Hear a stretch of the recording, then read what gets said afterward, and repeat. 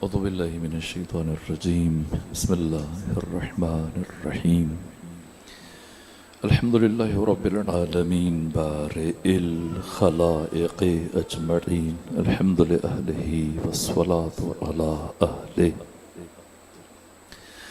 الصلاة والسلام على سيد الأنبياء والمرسلين العبد المؤيد الرسولنا المسدد المصطفى الأمجد الحبيب الأحمد النبي الأمي المكي المدني السراج المنير الكوكب الدري صاحب الفقار والسكينة المدفون بأرض مدينة سيدنا ونبينا وشفيع ذنوبنا وطبيب قلوبنا وحبيب نفوسنا ومولانا أبي القاسم محمد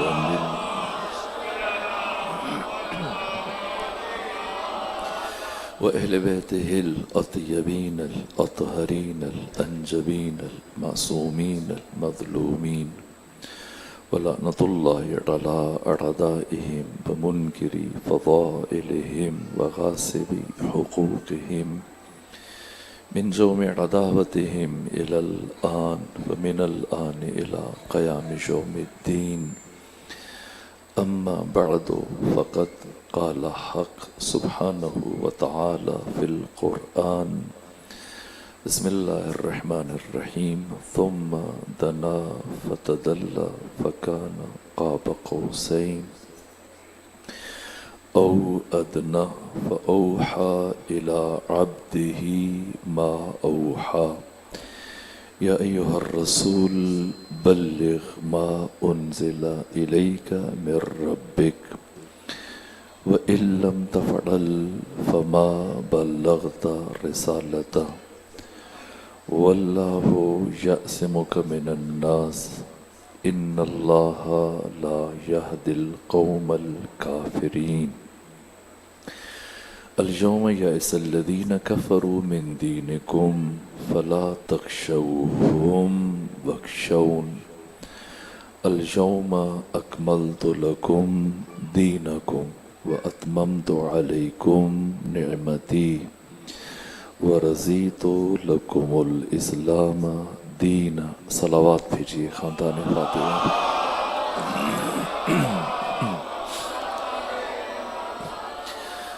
خدائے سبحان کی بارگاہ میں سپاس گزار اور شکر گزار ہوں کہ اس مقام پر دوبارہ آپ بامعرفت مومنین کے نورانی چہروں کی زیارت کا شرف حاصل ہوا. حق تعالی آپ کو، عالم بزرگوار کو، جملہ حاضرین کو اپنی حفظ اور پناہ میں رکھے اور طول عمر صحت و سلامتی کے ساتھ گزارنے کی توفیق عطا فرمائے. حوادث روزگار سے محفوظ اور مامون رکھے. عزاداری کے تمام سلسلے اور عزادار نے سید الشہداء کی حفاظت فرمائے و دشمنان عزاداری اور دشمنان ولایت کو حق تعالی نابود فرمائے. مغرب سے پہلے جو مجلس تھی اس میں سورہ مارکہ فجر کے تناظر میں یہ بیان کیا کہ سید الشہداء حسین ابن علی علیہ آلاف و تحیت و ثنا اگر کربلا نہ جاتے تو کیا ہوتا، اور سید الشہداء کے قیام کے اہداف اور مقاصد کو کسی حد تک بیان کیا. حضرت یزید ابن معاویہ ابن ابو سفیان ابن حرب ابن امیہ کی بیعت نہ کر کے زندہ بھی رہ سکتے تھے، عیال کو بھی بچا سکتے تھے، ثانی زہرا کے حجاب کو بھی بچا سکتے تھے، قبیلہ بنی ثقیف کے پہاڑی سلسلے میں پناہ گزین ہو جاتے، یمن چلے جاتے، ہندوستان چلے جاتے، بیعت نہ کر کے بھی خود کو بچا سکتے تھے. عبداللہ ابن زبیر نے بھی بیعت نہیں کی یزید کی، اس کے باوجود قتل نہیں ہوا. نہ صرف یہ کہ قتل نہیں ہوا بلکہ ایک حکومت بنائی یزید کے مقابلے میں. یزید 3 سال 8 مہینے 14 دن حکومت کر کے مر گیا. پھر اس کا بیٹا معاویہ ثانی برسر اقتدار آیا, صرف 40 دن حکومت کی. پھر یہ قتل ہو گیا مروان کے ہاتھ سے. پھر مروان بن حکم نے 9 مہینے حکومت کی. پھر بیوی کے ہاتھ سے قتل ہوا. مروان بن حکم کا بیٹا عبد الملک بن مروان برسر اقتدار آیا. 86 ہجری تک 22.5 سال حکومت کی. اس بیچ میں یزید, معاویہ ثانی, مروان بن حکم اور عبد الملک بن مروان کی حکومت سمٹ کر شام, قنسرین اور لبنان تک محدود ہو گئی. باقی مکہ, مدینہ, حجاز, طائف, بصرہ, کوفہ, ایران, عراق, مصر, باقی اسلامی سرزمین کا بڑا حصہ عبداللہ ابن زبیر کے پاس چلا گیا. اور عبداللہ ابن زبیر یزید کی بیعت نہ کر کے نہ صرف یہ کہ قتل نہ ہوا بلکہ یزید سے کئی گنا بڑی حکومت کی, اور 9.5 سال حکومت کرنے کے بعد 73 ہجری میں عبد الملک بن مروان کے ہاتھوں سے قتل ہوا. اس کی کیا حیثیت ہے امام حسین کے مقابلے میں؟ سماجی اعتبار سے, دینی اعتبار سے, خاندانی اعتبار سے, معاشرتی اعتبار سے. اگر یہ یزید کی بیعت نہ کر کے حکومت بھی بنا سکتا ہے تو امام حسین یزید کی بیعت نہ کر کے آیا خود کو بچا نہیں سکتے تھے؟ پھر قیام کیوں فرمایا؟ کیوں کربلا گئے؟ اگر کربلا نہ جاتے تو کیا ہوتا؟ وہ چند پہلو میں نے مغرب سے پہلے کی مجلس میں بیان کیے. ایک اہم پہلو, چونکہ ہم ذی الحج سے محرم میں متصل ہو رہے ہیں, تو ایک پہلو جو کربلا اور عاشورہ کا اساسی ترین پہلو ہے, اور یہ نظام ولایت ہے. نظام ولایت و روح ہے قیام حسین ابن علی علیہ السلام کی. یہاں تک کہ حضرت کی جتنے فرامین ہیں اگر ہم ان کو جمع کریں اور جس زاویے سے ہم دیکھ کر تسلسل قائم کر سکتے ہیں وہ زاویے دید نظام ولایت اور پیغام ولایت ہے.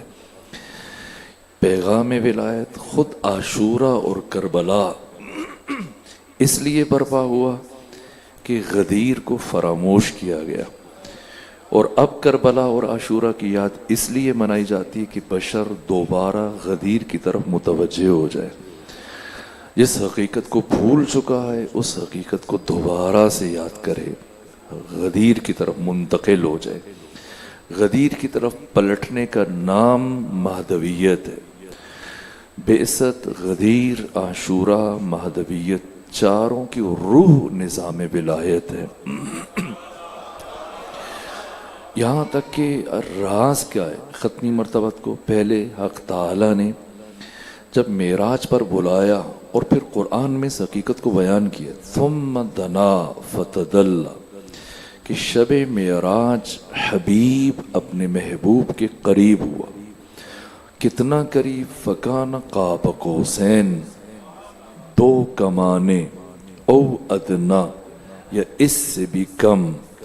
شب معراج امام الانبیاء سید الرسل ختمی مرتبت اور حق تعالی کے درمیان 2 کمانے یا اس سے بھی کم. کتنا کم یا خدا جانتا ہے یا مصطفیٰ جانتا ہے. فکان قاب قوسین, اور قرآن مجید نے حد معین نہیں کی. اگر قاب قوسین کہتا یعنی 2 کمانے اور رک جاتا تو ایک اندازہ ہوتا کہ چلیں اتنا فاصلہ تھا. نہ, او ادنا, 2 کمانوں سے بھی کم. کتنا کم کوئی نہیں جانتا. خدا و مصطفیٰ کے علاوہ وہ جانتا ہے جو خدا کے لہجے, جو وہ جس ذات کے لہجے میں پروردگار گفتگو کر رہا ہے.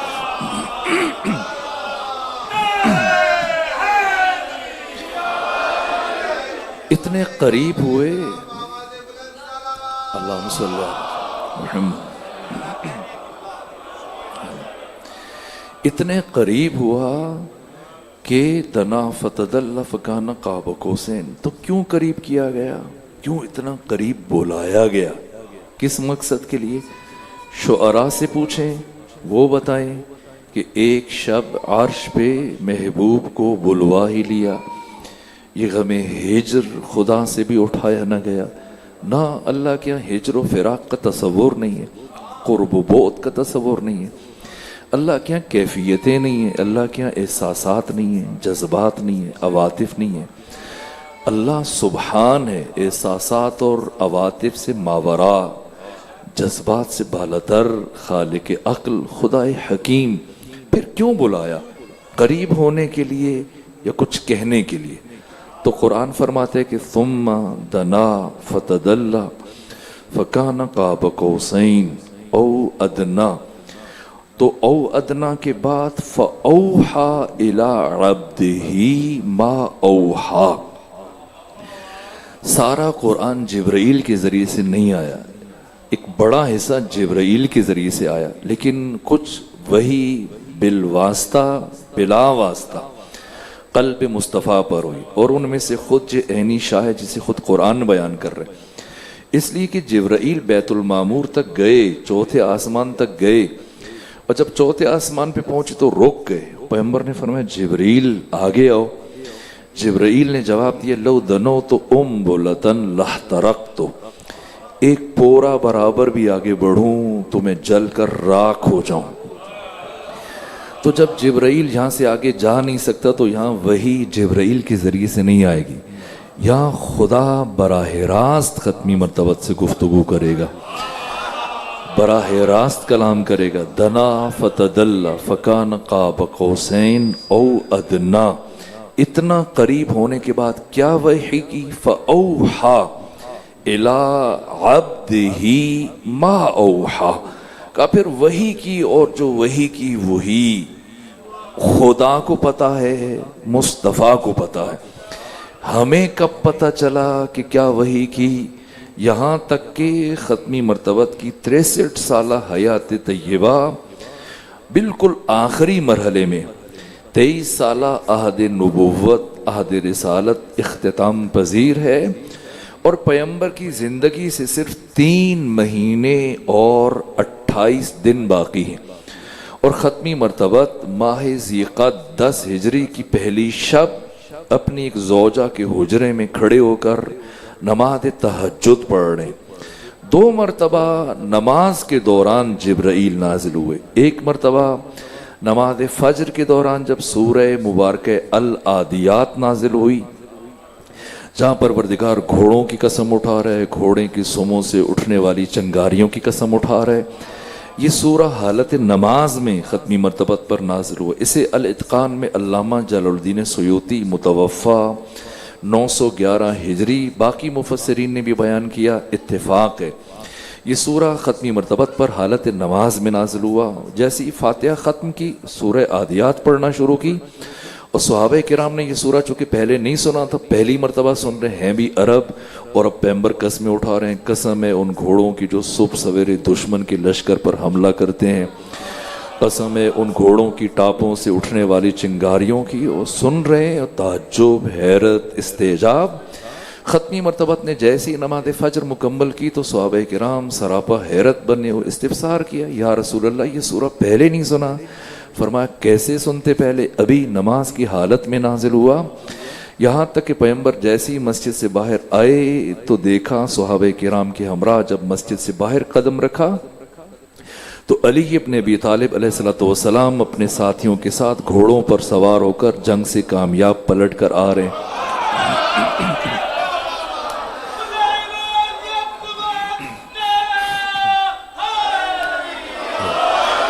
کہ سورہ مبارکہ العادیات یہ نماز واجب میں، نماز فجر میں، حالت نماز میں جبرائیل نازل ہوئے.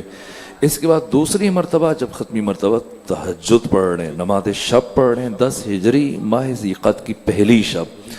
اس میں جیسے جبرائیل آئے، سلام کیا، اور اس کے بعد عرض کیا کہ میں اللہ کا اہم ترین پیغام لے کے آیا ہوں. وَأَوْحَا إِلَىٰ عَبْدِهِ مَا أَوْحَا کہ شب معراج میں نے اپنے محبوب پر وحی کی، اور جو کی انہیں پتا ہے اور کسی کو نہیں پتا. کیا وحی کی؟ اب وہی اسی تسلسل میں حق تعالی نے اس آیت کو نازل کیا، یا ایھا الرسول बल्लिग मा उन्ज़िला इलैका मिर रब्बिक। वो परवरदिगार जो ख़त्मी मर्तबत को कभी ताहा कहता है, कभी यासीन कहता है, कभी मुज़म्मिल कहता है, कभी मुद्दथिर कहता है, कभी फरमाते हैं कंबल के ओढ़ने वाले, कभी फरमाते हैं कमली के ओढ़ने वाले, कभी फरमाते हैं हसीन जुल्फ़ों वाले, कभी फरमाते हैं इतनी इबादत न किया करो कि तुम्हारे पाँव में वर्म पड़ जाएं। 100 से ज़्यादा नाम ख़त्मी मर्तबत के कुरान में आए, 1000 से ज़्यादा औसाफ और सिफ़ात कुरान मजीद में हैं। 4 मरतबा इसमें मोहम्मद कुरान मजीद में ज़िक्र हुआ, 1 मरतबा इसमें अहमद परवरदिगार ने कुरान मजीद में ज़िक्र किया। लेकिन जहाँ इस आयत में परवरदिगार ने न नाम से न खिताब किया, न आपसे कोई वस्फ बयान किया, ना नाम से न लक़ब से, बल्कि मनसब से और ओहदे से खिताब किया। फरमाया या अय्युहर रसूल। परवरदिगार ये भी फरमा सकता था या अय्युहन नबी, लेकिन ना, फरमाया या अय्युहर रसूल। इसलिए कि नबी में और रसूल में ये फ़र्क है कि नबी पर भी वही नाजिल होती है, रसूल पर भी वही नाजिल होती है, लेकिन नबी पर इबलाग वाजिब नहीं है, तबलीग वाजिब नहीं है, उस वही को आगे पहुँचाना ज़रूरी नहीं है। लेकिन रसूल उसे कहते हैं जिस पर तबलीग वाजिब हो। इसलिए फरमाया या अय्युहर रसूल, ए रसूल बल्लिग, पहुँचा दीजिए। क्या अब बताया नहीं जा रहा, इसलिए कि पहले बताया जा चुका है। इस माँ को उस माँ के साथ मिला दीजिए तो खुद नतीजा सामने आ जाएगा। वहाँ फरमाया फ़औहा इला अब्दिही मा औहा, यहाँ फरमाया बल्लिग मा उन्ज़िला इलैक, वो पहुँचाइए जो आप पर नाजिल किया जा चुका है। पैगाम मेराज पे दिया गया, लेकिन उसको पहुंचाने के लिए ये वक्त मुअय्यन किया गया। बल्लिग मा उन्ज़िला इलैक, और सुने व इल्लम तफ़अल फमा बल्लग़ता रिसालता, अगर आपने ये एक काम न किया, आपने अपनी रिसालत का कोई भी काम अंजाम नहीं दिया।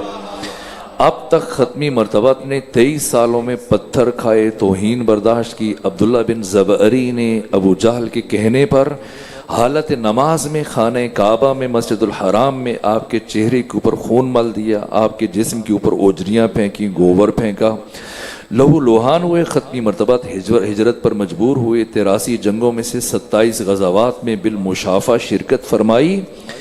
इसके बावजूद कि रिसालत अपने आखिरी मरहले में उलमाए किराम तशरीफ़ फरमा है, किताब तहारत से लेकर किताब दियात तक ये 56 फ़िक़्ह की किताबें बनती हैं, जिनमें लाखों अहकाम हैं।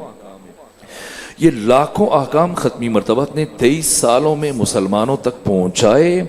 अब जब आपकी रिसालत बिल्कुल आखिरी मरहले में तकरीबन सारे दीन की तबलीग कर चुके हैं, तो परवरदिगार फरमाते कि उस माँ को पहुँचाइए जो उन्ज़िला इलैक, आप पर नाजिल किया गया। व इल्लम तफ़अल, अगर ये काम न किया, फमा बल्लग़ता रिसालता, आपने अपनी रिसालत का कोई भी काम अंजाम नहीं दिया।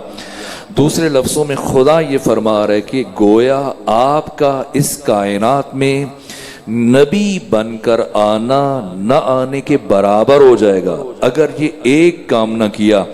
वो नबी के जिनकी नबुव्वत पर ईमान लाने के नतीजे में ये कुरान फरमा रहे, 1,24,000 नबियों को नबुव्वत मिली, जिनकी रिसालत पर ईमान लाने के नतीजे में बाकी रसूलों को रिसालत मिली। उस नबी की अपनी नबुव्वत महरज़ ख़तर में है, आपकी अपनी रिसालत महरज़ ख़तर में कि ये एक काम करें, अगर न किया तो गोया आप नबी नहीं।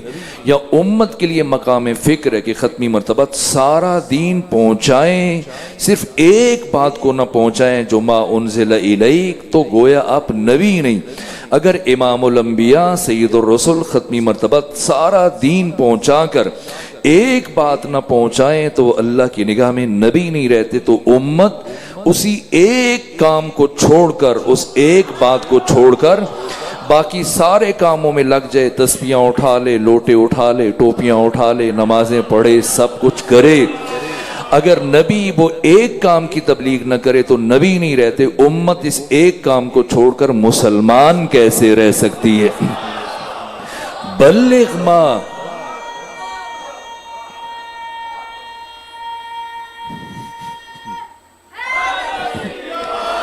یا ایھا الرسول بلغ ما انزل الیک من ربک وان لم تفعل فما بلغت رسالتہ واللہ یعصمک من الناس. اور آپ یہ کام کریں، یہ اعلان پہنچائیں، اور اگر شر اٹھا تو ہم وعدہ کرتے ہیں ہم آپ کو لوگوں کے شر سے بچائیں گے. اس سے زیادہ مشکل کام ابھی تو 3 سٹار لگ چکے ہیں. ایک طرف مسلمان ہیں، دوسری طرف حاجی ہیں، تیسری طرف صحابی ہیں. یہ مسلمانوں سے کیسا خطرہ ہے، صحابہ سے کیسا خطرہ ہے، حجاج کرام سے کیسا خطرہ ہے. خطرہ تو تب تھا کہ جب ختمی مرتبت نے پہلی مرتبہ لات و منات و حبل و عزا اور ان کے بتوں کی مخالفت کی تھی اور خدا وحدہ لا شریک کی وحدانیت کا اعلان کیا تھا. تب خدا کو کہنا چاہیے تھا کہ آپ میری توحید کا اعلان کریں، اگر شر اٹھا تو نہ ڈریں، ہم بچائیں گے. وَأَنذِرْ عَشِيرَتَكَ الْأَقْرَبِينَ، آپ قریبیوں کو میرے دین کی دعوت دیں، میری توحید کا پیغام دیں. وَاللَّهُ يَعْصِمُكَ مِنَ النَّاسِ، اگر شر اٹھا تو میں وعدہ کرتا ہوں میں بچاؤں گا. نہ، اللہ نے اپنی وحدانیت کی طرف ایسی کوئی ضمانت جاری نہیں فرمائی. پھر ختمی مرتبت نے بارہا و بارہا جنگیں لڑی، ایک سے بڑھ کر ایک، یہاں تک کہ جنگ بدر میں وَيُجَادِلُونَكَ فِي الْحَقِّ بَعْدَمَا تَبَيَّنَ كَأَنَّمَا يُسَاقُونَ إِلَى الْمَوْتِ وَهُمْ يَنْظُرُونَ. یہاں تک کہ آپ کے ساتھی آپ کے ساتھ یہ قرآن بیان کر رہے، جھگڑ رہے تھے، ڈر رہے تھے کہ کیسے مقابلہ کریں گے، تجربہ نہیں ہے، پہلی مرتبہ جنگ کے لیے جا رہے ہیں. جنگ بدر اسلام کی پہلی جنگ ہے اور صحابہ مسلمان آپس میں لڑ رہے ہیں. یجادلونک فی الحق بعدما تبین کانما یساقون الی الموت، گویا انہیں زبردستی موت کی طرف دھکیلا جا رہے ہیں. تو ایسی کیفیت میں خدا ختمی مرتبہ سے فرمائے کہ نہ ڈریں، اگر آپ کے ساتھی پریشان ہیں، آپس میں لڑ رہے ہیں، آپ پر تانا زنی کر رہے ہیں، تو واللہ یعصمک من الناس، نہ ایسی کوئی ضمانت جاری نہیں فرمائی. پھر جنگ احد جس سے متعلق قرآن میں خدا یہ فرما رہا ہے کہ استسعدون ولا تلون علی احد والرسول یدعوکم فی اخراکم، کہ تم پہاڑ کے اوپر چڑھے چلے جا رہے تھے، رسول پیچھے پیچھے تمہیں آوازیں دے رہے تھے، مگر تم رسول کی آواز پر لبیک نہیں کہہ رہے تھے. یہاں تک کہ مولانا شبلی نے تحریر کیا کہ جب خالد نے اور اکرمہ بن ابی جہل نے پہاڑی کا چکر کاٹ کے حملہ کیا اور مسلمان بھاگ کھڑے ہوئے تو میدان جنگ میں یا نبی نظر آ رہے تھے یا علی نظر آ رہے تھے. ایسے نازک ترین اور حساس ترین مرحلے میں خدا کو کہنا چاہیے تھا کہ اگر ساتھی چھوڑ گئے تو ڈرے نہیں. واللہ یعصمک من الناس، اللہ آپ کو لوگوں کے شر سے بچائے گا. اس سے زیادہ مشکل مرحلہ جنگ احزاب اور جنگ خندق میں جب قرآن بیان فرما رہا ہے کہ جاؤکم من فوقکم ومن اسفل منکم وزاغت الابصار وبلغت القلوب الحناجر وتظنون باللہ الظنون، کہ جب کفر کے لشکر نے دائیں طرف سے بائیں طرف سے اوپر سے نیچے سے چاروں طرف سے آنا شروع کیا تو مسلمانوں تمہارا عالم یہ ہوا کہ تمہاری آنکھیں پتھرا گئیں اور تمہارے کلیجے اچھل اچھل کر تمہارے حلق تک آ گئے اور نہیں معلوم تم اپنے رب کے بارے میں کیا کیا بدگمانیاں کرنے لگے. ایسے عالم میں خدا کو کہنا چاہیے تھا واللہ یعصمک من الناس، نہ نہیں فرمایا.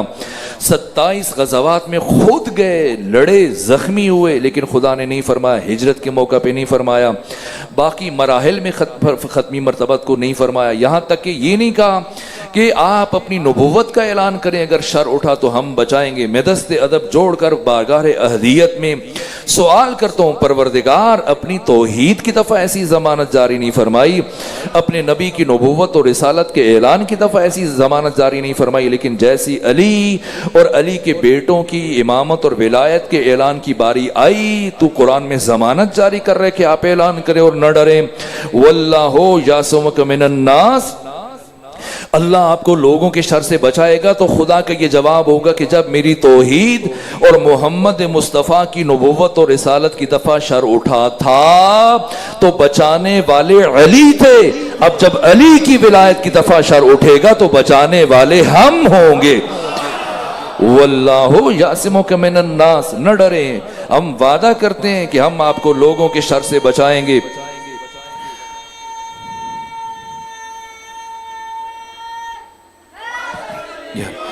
ان اللہ لا یہدی القوم الکافرین، اور میرے نبی یاد رکھیے گا، ٹھیک ہے آپ اعلان کریں لیکن اللہ کبھی بھی کافروں کی ہدایت نہیں کرتا. لوگ یہ سمجھتے ہیں کہ صرف کوئی توحید کا اقرار کر لے، لا الہ الا اللہ کی مشقیں اور ورد کرنا شروع کر دے، یہ موحد بن جاتا ہے، توحید پرست بن جاتا ہے، مسلمان بن جاتا ہے. نہ، لا الہ الا اللہ توحید ہے، لیکن یہ توحید کا نقطہ آغاز ہے. توحید کا نقطہ کمال کیا ہے؟ توحید کب کامل ہوتی ہے؟ جب انسان اللہ کی وحدانیت کے بعد ان 14 کی ولایت کا کما حق کہو اعتراف کرتا ہے، اظہار کرتا ہے، تب توحید مکمل ہوتی ہے. جس طرح سے امام علی نقی الہادی نے زیارت جامع کبیرہ میں فرمایا کہ بنا تمت کلمت التوحید، ہم 14 کے ذریعے سے توحید خدا مکمل ہوتی ہے. نحنو ارکان و توحید اللہ، ہم توحید خدا کے ارکان ہیں.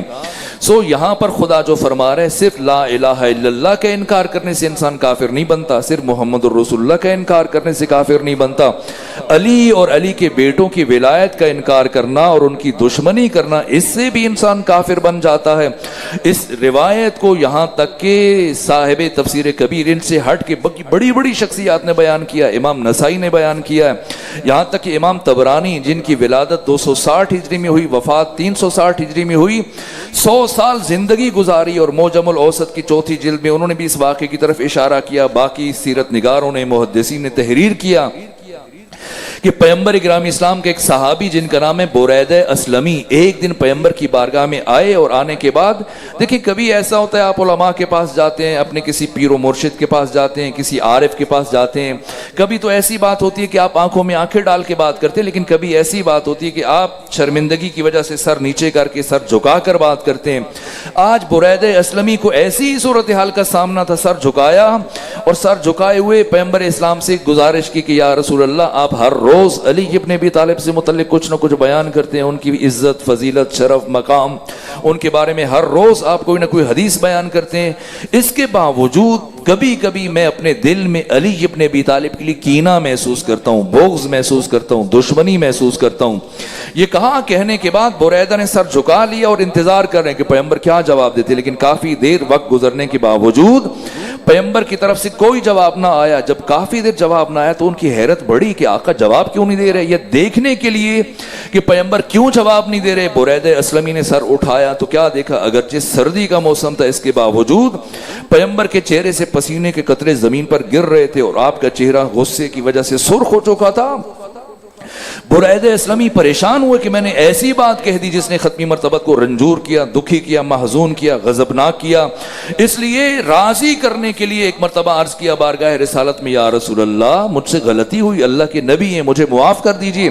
لیکن امام طبرانی نے لکھا کہ غلطی کے اعتراف کے باوجود ختمی مرتبت خاموش ہیں، یہاں تک کہ بریدہ اسلمی کو احساس ہوا کہ بات غلطی سے آگے بڑھ چکی. عرض کیا، یا رسول اللہ مجھ سے گناہ ہوا، آپ اللہ کے نبی ہیں، مجھے معاف کر دیجئے. لیکن اعتراف گناہ کے باوجود ختمی مرتبت خاموش ہیں. اور جب کافی وقت گزر گیا اور بریدہ کی پریشانی حد سے بڑی اور انہیں کچھ سمجھ میں نہ آیا، ایک مرتبہ عرض کیا، یا رسول اللہ آپ ہاتھ بڑھائیے، میں آپ کے ہاتھ پر دوبارہ اسلام کی بیعت کرتا ہوں.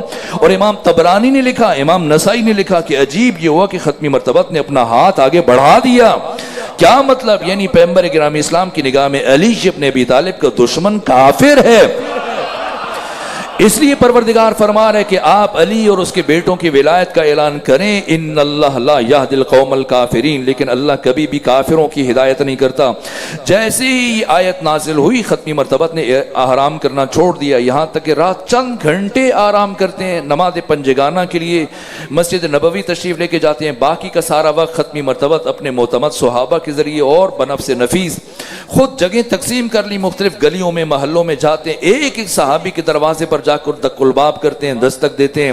اور جیسے ہی صحابی دروازہ کھولتا ہے، دیکھتا ہے سامنے پیغمبر اسلام کھڑے ہیں، خوش ہو جاتا ہے کہ آقا خود چل کر پہلی مرتبہ میرے گھر تشریف لائے. چاہتا ہے کہ آقا کو اندر گھر میں لے کے جائے، میزبانی کرے، پانی پلائے، خرما پیش کرے. لیکن ختمی مرتبت وہیں دروازے پر کھڑے کھڑے ایک بات کہتے ہیں، میرے صحابی سنو، میری زندگی کے کچھ دن باقی رہ گئے اور میں اپنے پہلے اور آخری حج کے لیے مکہ جا رہا ہوں. تم پر واجب ہے کہ اس سفر میں میرے سہیم اور شریک بن جاؤ. سنو، اگر تم اس سفر میں میرے ساتھ شامل نہ ہوئے تو تم پر اللہ اور اس کے رسول کی لعنت ہوگی اور تم دشمن خدا اور دشمن رسول قرار پاؤ گے. صحابی حیران پریشان سرگردان کہ آقا پہلی مرتبہ تشریف لائے اور کیا کہہ کے چلے گئے. یہاں تک کہ ایک کے بعد دوسرے گھر، تیسرے گھر، چوتھے گھر، یہاں تک کہ 25 دنوں میں ختمی مرتبت نے خود اور اپنے معتمد صحابہ کرام کے ذریعے سے مدینے کا ایک گھر بھی ایسا نہیں چھوڑا یہاں تک یہ پیغام نہ پہنچاؤ، جس کا نتیجہ یہ ہوا کہ 25 ذی قعدہ بروز ہفتہ جب ختمی مرتبت نے طلوع آفتاب کے ساتھ مدینہ کو چھوڑا تو کم از کم 80,000 افراد پیغمبر گرامی اسلام کے ساتھ شامل ہیں،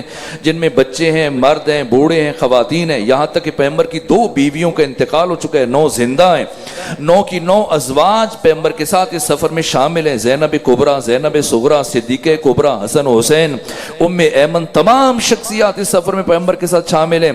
دوسری جانب پیغمبر گرامی اسلام 5 دن کا سفر 10 دن میں طے کیا۔ راستے میں جتنے بھی شہر آتے ہیں، آبادیاں ہیں، قصبے ہیں، دیہات ہیں، منزل متعشہ، منزل سیرف، منزل منصرف، منزل قدجت، منزل عرق الزبی، منزل مر الزہران، منزل عصایا، منزل ابوا، جہاں جہاں سے گزر رہے ہیں، جیسے مدینے میں پیغام پہنچایا، راستے کی آبادیوں کے تمام گھروں میں ختمی مرتبت نے ایک ایک گھر تک یہ پیغام پہنچایا، جس کے نتیجے میں 22 سے 23 ہزار افراد کو اپنے ساتھ شامل کیا۔ تیسری جانب علی ابن ابی طالب علیہ السلام مدینہ میں موجود نہیں تھے، آپ کو پہلے سے پیغمبر نے یمن روانہ کیا تھا، مال خدا، مال امام، خمس اور زکوٰۃ کی جمعآوری کے لیے، اور تیز رفتار ایک قاصد کو، گھوڑ سوار کو روانہ کیا کہ جائیں اور علی تک یہ پیغام پہنچائیں کہ جتنا جلد ممکن ہو سکے واپس آئیں، لیکن مدینہ واپس نہیں آنا، مکہ کا ارادہ کریں، اور علی سے کہیں کہ حج کی نیت باندھ لیں، میں ان کا احرام اٹھا لیا، یہاں تک کہ اور ساتھ فرمایا کہ علی اکیلے نہیں آنا، جتنے افراد کو اپنے ہمراہ لے کر آ سکتے ہیں لے کر آئیے۔ یوں 12 سے 13 ہزار افراد کو علی ابن ابی طالب یمن سے اپنے ہمراہ لے کے آتے ہیں، اور اس طرح سے یہ عظیم الشان کاروان 5 ذی الحج بروز منگل جب ختمی مرتبت مکہ میں داخل ہو رہے تھے، تو ایسے مرحلے میں علی علیہ السلام بھی مکہ میں داخل ہو رہے تھے، ایک سامنا ہوا، بغل گیر ہوئے، مصافہ ہوا، معانقہ ہوا۔ پیغمبر اسلام نے پوچھا علی آپ نے کس نیت سے حج کریں گے؟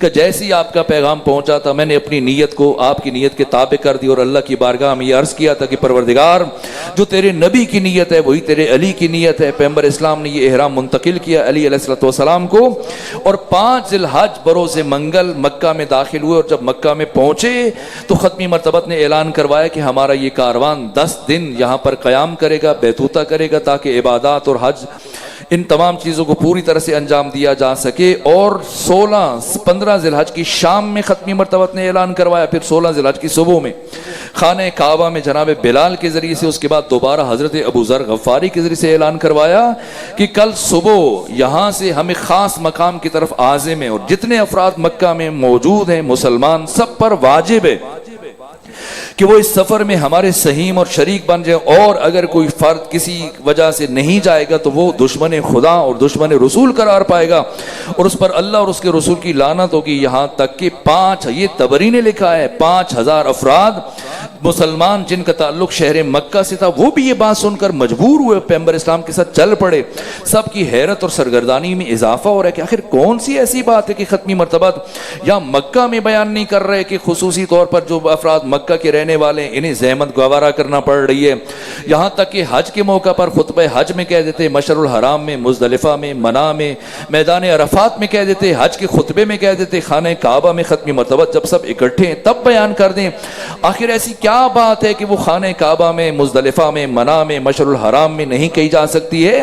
یہاں تک کہ اسی لیے امام محمد باقر فرماتے کہ تاریخ انسانی میں جس طرح سے اعلان غدیر ہوا نہ اس سے پہلے کبھی ہوا نہ قیامت تک اس طرح کوئی اعلان ہو سکے گا۔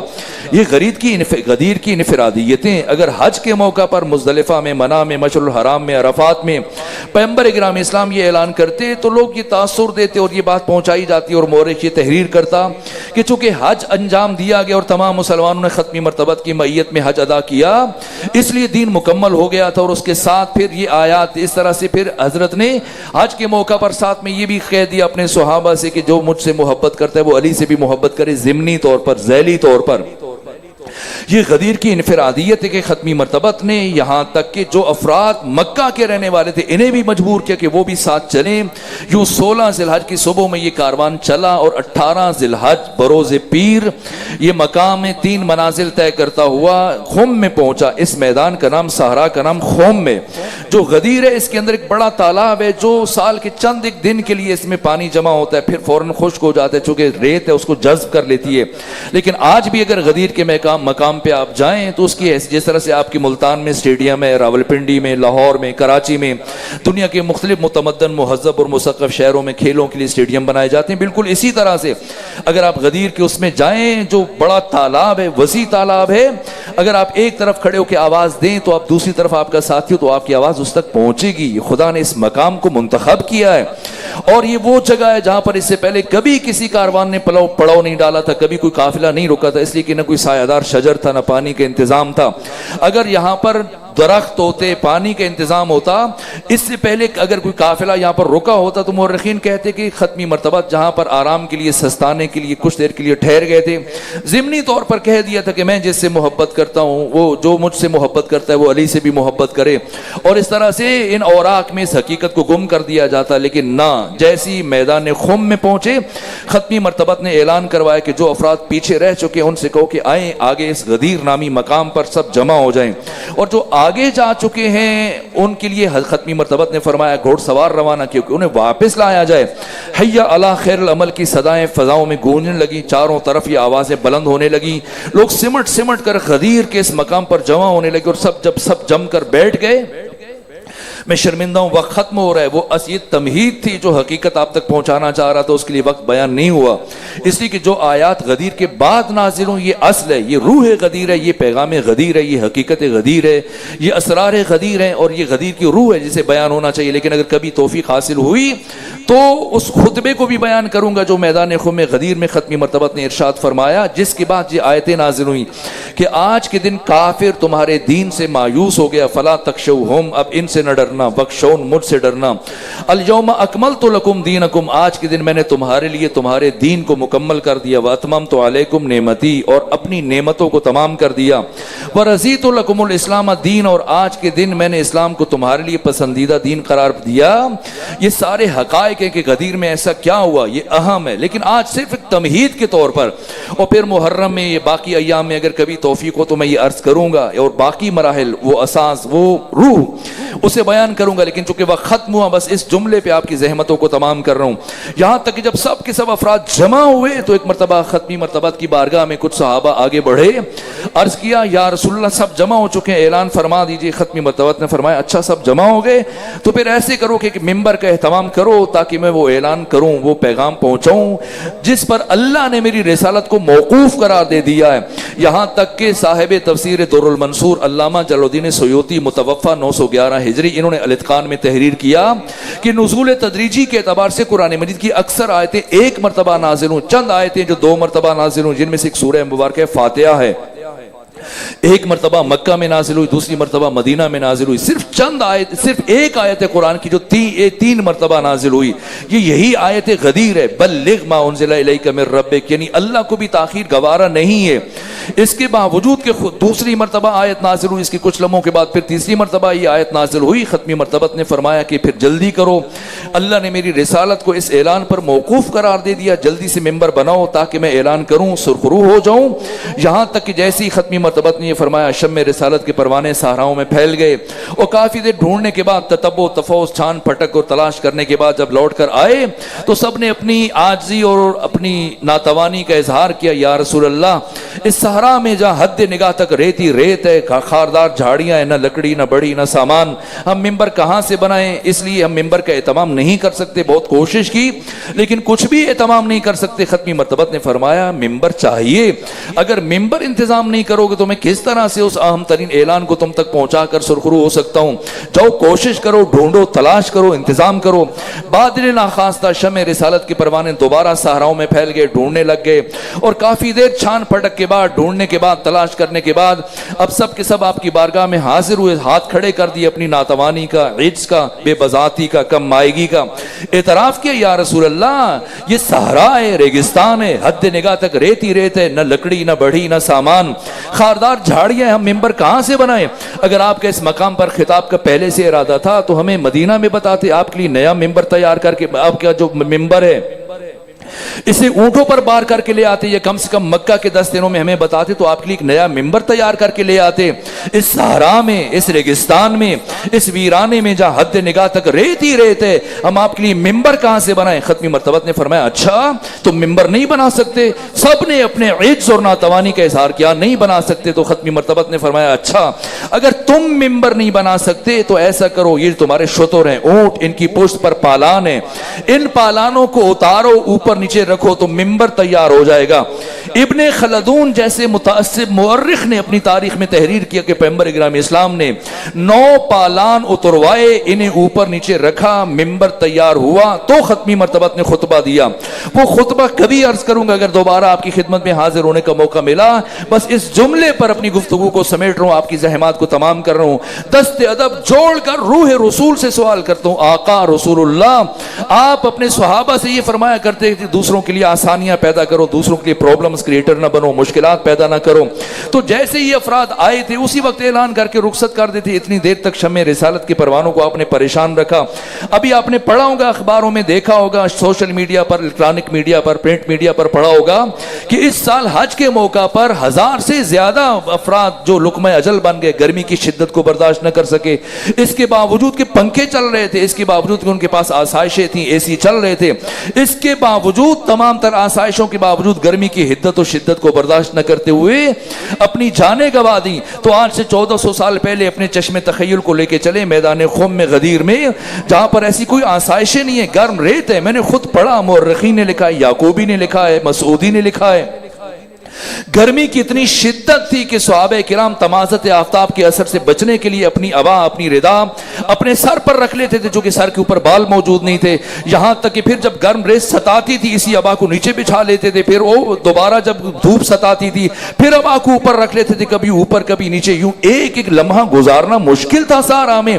ختمی مرتبہ جو فرماتی کہ دوسروں کے لیے آسانیاں پیدا کرو، جو رحمت للعالمین ہے، سراپا رحمت ہے، حق تعالی کے جمال کا مظہر تام ختمی مرتبت جو دوسروں کو تاکید کرتے ہیں کہ آسانیاں پیدا کرو۔ تو آقا اگر آپ کو اندازہ تھا کہ یہ افراد ممبر نہیں بنا پائیں گے اور آپ ہی نے بنانا ہے، تو جیسے ہی پہنچے تھے اسی لمحے اعلان کر کے سب کو رخصت کر دیتے، جبکہ آیت تیسری مرتبہ نازل ہو چکی اور اللہ کو بھی تاخیر گوارا نہیں ہے، تو اتنی دیر تک شمع رسالت کے پروانوں کو کیوں معطل رکھا؟ تو ختمی مرتبت حکیم امت اسلامی، عقل کل مجسم عقل اور سراپا عقل، اپنے اس عمل سے قیامت تک باشعور انسانوں کو یہ پیغام پہنچانا چاہتے تھے کہ جان لو اور سمجھ لو، یہ میرے صحابہ بہت محترم ہیں، ان کا بہت مقام ہے، ان کی بہت خدمات ہیں، انہوں نے میرے ساتھ مل کر جنگیں لڑی، ہجرت کی، قربانیاں دی، اپنا مال راہ خدا میں پیش کیا، زخمی ہوئے، لہو لہان ہوئے، ان کی بہت خدمات ہیں، ان کی بہت قربانیاں ہیں، یہ ان کا بہت درجہ ہے، ان کا بہت مرتبہ ہے۔ لیکن آج جو میں نے اس کام انجام دینا اس میدان میں، یہ قیادت، سیادت اور ولایت اور امامت کا اعلان ہے، حق تعالی کے جانشین کا، خلیفۃ اللہ فی الارضین کا اعلان کرنا ہے، اور قیادت و سیادت اور امامت اور رہبری کے لیے استعداد، صلاحیت، لیاقت اور قابلیت شرط ہے۔ یہ افراد اپنے تمام تر احترام کے باوجود، اپنی تمام تر خدمات کے باوجود اتنی صلاحیت نہیں رکھتے کہ میرے بغیر ایک ممبر بنا سکیں۔ یہ افراد اپنی ساری خدمات اور احترام کے باوجود اتنی صلاحیت نہیں رکھتے کہ میرے بغیر ایک ممبر بنا سکیں۔ تو جو افراد میرے بغیر ممبر بنانے کی صلاحیت نہیں رکھتے، وہ صاحب ممبر کا انتخاب کیسے کر سکتے ہیں؟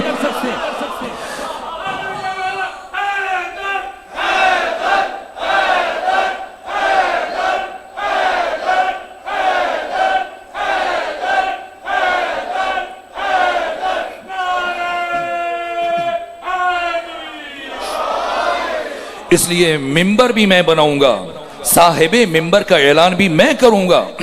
پھر آقا نے خطبہ دیا، وہ خطبہ جس کے بعد خدا نے یہ آیتیں نازل فرمائیں کہ آج کے دن کافر تمہارے دین سے مایوس ہو گیا، اور اب ان سے نہ ڈرنا، مجھ سے ڈرنا، آج کے دن میں نے تمہارے لیے دین کو مکمل کر دیا، اپنی ساری نعمتوں کو تمام کر دیا۔ کیا ہوا ہے اس خطبے میں، اور کیا یہ آیات ہیں اور کیا ان کی روح ہے، یہ پھر کبھی عرض کروں گا، وقت ختم ہوا۔ بس ایک جملہ عرض کروں تاکہ مجلس مکمل ہو جائے۔ میرے عزیزو، خود بتائیے گا، پہلے علی کی ولایت کا اعلان ختمی مرتبت نے کیا، دوسرے علی کی ولایت کا اعلان کون کرے؟ علی زین العابدین کی ولایت کا اعلان کون کرے؟ جس نے علی زین العابدین سید سجاد کی ولایت کا اعلان کرنا تھا، وہ تو 13 ضربوں سے شمر کے خنجر کے نیچے شہید ہو گیا۔ یہ کام کس نے کیا؟ یہ کام ثانی زہرا نے انجام دیا، ثانی زہرا نے انجام دیا۔ اور جس طرح پیغمبر نے علی کی ولایت کا اعلان 2 طرح سے کیا، 23 سال مسلسل زبان سے اعلان کرتے رہے، اور پھر غدیر کے دن 18 ذی الحج کو عمل سے اعلان کیا. بے عین ہی ثانی زہرا نے دونوں طرح سے سید سجاد کی ولایت کا اعلان کیا. پہلے جب خیموں میں آگ لگی تو جلتے ہوئے خیموں میں آگے بڑھ کے پوچھتی ہیں سید سجاد بتائیں کیا کریں, جل کے مر جائیں یا بے ردا خیموں سے باہر نکل جائیں. میں دست ادب جوڑ کر ثانی زہرا کی بارگاہ میں عرض کروں کہ بی بی یہ معظمہ یہاں تک کہ 11-12 محرم کو جب عبید اللہ ابن زیاد کے دربار میں آپ نے یہ تاریخی جملہ کہا تھا, جب عبید اللہ ابن زیاد نے کہا تھا کہ علی کی بیٹی بتا تو نے کربلا میں اپنے خدا کو کیسا پایا, بی بی نے برجستہ جواب دیا ما رأیت الا جمیلا, میں نے کربلا میں جمال خدا کا ظہور دیکھا ہے, میں نے کربلا میں اپنے خدا کو بہت حسین پایا. یہ اتنا بڑا جملہ تھا کہ جیسے یہ جملہ سید سجاد امام علی زین العابدین نے سنا, یہ تاریخی جملہ کہا اپنی پھوپھی زینب کے تعارف میں, یہ جملہ کہا کہ ان عمتی زینب عالمۃ غیر معلمہ, میری پھوپھی زینب عالمہ غیر معلمہ ہے, یعنی ساری کائنات میں سوائے اللہ کے کوئی بھی میری پھوپھی زینب کا استاد نہیں ہے.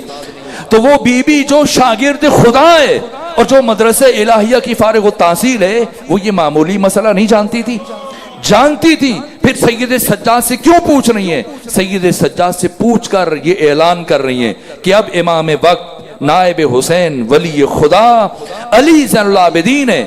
یہ زبانی اعلان کیا اور کچھ دیر بعد اسی بی بی نے سید سجاد کی ولایت کا عملی اعلان کیا.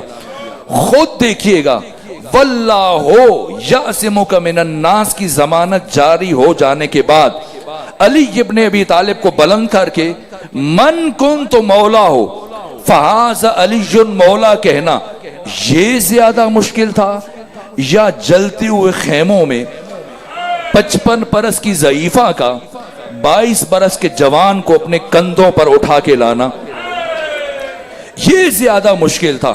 سید سجاد کے لیے یہ مرحلہ تھا. یہاں تک کہ بے ردا اپنی پھوپھی زینب کو دیکھا اور پھر 35 سال اسی غم میں خون کے آنسو بہاتے رہے.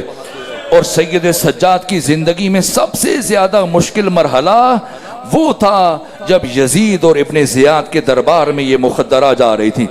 میرے عزیزو, محرم کے استقبال کی مجلس ہے, آپ مصائب سنیں گے, شہادتیں سنیں گے.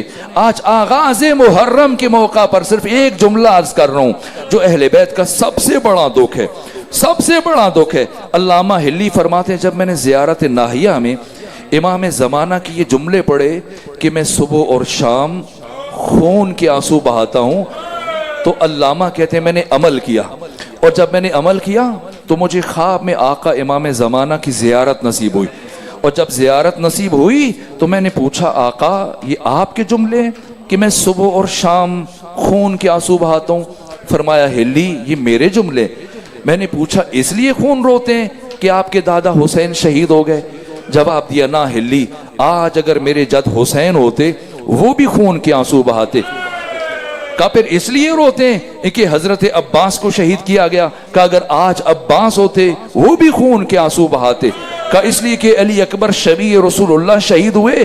جواب دیا آج اگر علی اکبر ہوتے وہ بھی خون کے آنسو بہاتے. علامہ کہتے ہیں میں نے آگے بڑھ کے عرض کیا آقا پھر بتائیں خون کے آنسو کیوں روتے ہیں؟ فرمایا ہلی سنو, ہم آل محمد نے اس دن سے خون کے آنسو بہانا شروع کر دیے جس دن دادی زینب ننگے سر یزید جیسے شرابی.